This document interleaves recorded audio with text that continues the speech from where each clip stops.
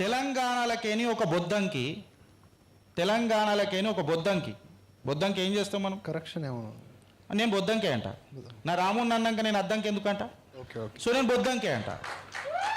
So నాకు ఫకర్ ఉన్నది, నాకు గర్వం ఉన్నది, వినలేని గౌరవం ఉన్నది.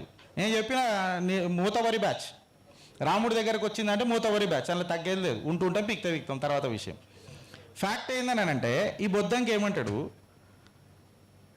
రాముడిని మొక్కుడు, భారతీయ జనతా పార్టీని తొక్కుడు అని అంటాడు.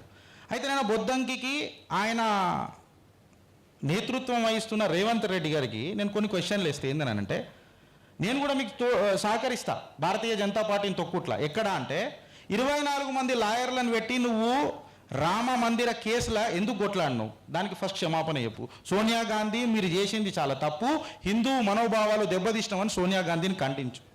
First point.